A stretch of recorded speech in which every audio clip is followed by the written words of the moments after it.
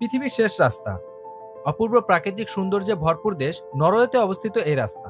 স্থলপথে উত্তর মেরুর সবচেয়ে কাছে যাওয়া যায় এই রাস্তা ধরেই। আর এই জন্যই এই রাস্তাকে বলা হয় পৃথিবীর শেষ রাস্তা বা the last road of the world. রাস্তার দুপাশের দৃশ্য দেখে মনে হবে আপনি হয়তো পৃথিবীর শেষ প্রান্তে চলে এসেছেন, যেখানে একা ঘুরতে যাওয়া সম্পূর্ণ নিষেধ, যা পর্যটকদের মনে চাঞ্চল্যকর রহস্যের জন্ম দেয়। পৃথিবীর শেষ রাস্তার চাঞ্চল্যকর সকল তথ্য নিয়ে সাজানো হয়েছে রহস্যের দরজার আজকের পর্ব। পৃথিবীর এই শেষ রাস্তাটির প্রাতিষ্ঠানিক নাম E69 হাইওয়ে। এর দৈর্ঘ্য 129 কিলোমিটার, যার মাঝে 5টি সুড়ঙ্গ রয়েছে। সুড়ঙ্গগুলোর মোট দৈর্ঘ্য 15.5 কিলোমিটার। শুধুমাত্র নর্থ ক্যাপ সুড়ঙ্গের দৈর্ঘ্যই 6.9 কিলোমিটার। এই সুড়ঙ্গগুলো তৈরি করা হয় 2012 সালের পর থেকে।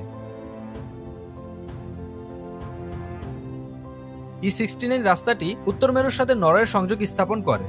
রাস্তাটি নরওয়ের ওল্ডার ফক থেকে শুরু হয়ে ইউরোপের সর্ব উত্তরের স্থান নর্থ ক্যাপে শেষ হয়।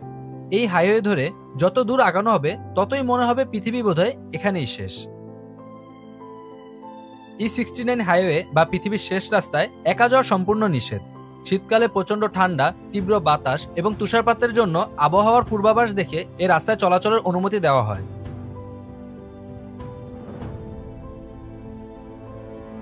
শুধু শীতকালই নয়, থেকে থেকে গ্রীষ্মকালেও এখানে তুষারপাতের দেখা মিলে, আর তাই এই রাস্তায় চলাচলের জন্য আগে থেকে অনুমতি নিতে হয়। রাস্তাটির সর্ব উত্তরের অংশ শীতকালে সম্পূর্ণ বন্ধ হয়ে যায়। E69 রাস্তার বেশিরভাগ অংশ একই রকম দেখতে, তবে কোথাও কোথাও দেখা মিলে ছোট ছোট পাহাড়, কিছু নরওয়েজিয়ান গ্রাম এবং পথের বাঁকে বহু ভিউ পয়েন্টের।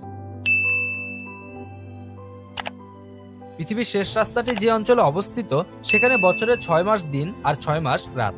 শীতকালে -43 ডিগ্রি এবং গ্রীষ্মকালে 0 ডিগ্রির আশেপাশে থাকে এখানকার তাপমাত্রা। E69 হাইওয়ে পৃথিবীর আন্তর্জাতিক মহাসড়কগুলোর মধ্যে সবচেয়ে উত্তরের রাস্তা, যা আন্তর্জাতিক ইউরোপ নেটওয়ার্কের অন্তর্ভুক্ত।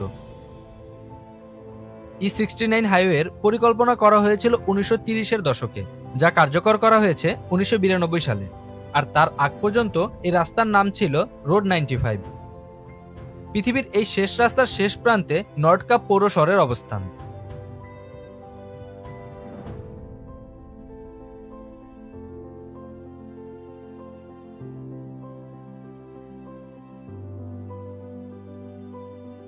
এই ছিল আজকের মতো। দেখা হবে রহস্যের দরজার পরবর্তী ভিডিওতে আবার কোনো অজানা রহস্য উদ্ঘাটনে। সে পর্যন্ত ভালো থাকবেন, সুস্থ থাকবেন আর রহস্য দরজার সাথেই থাকবেন। ধন্যবাদ।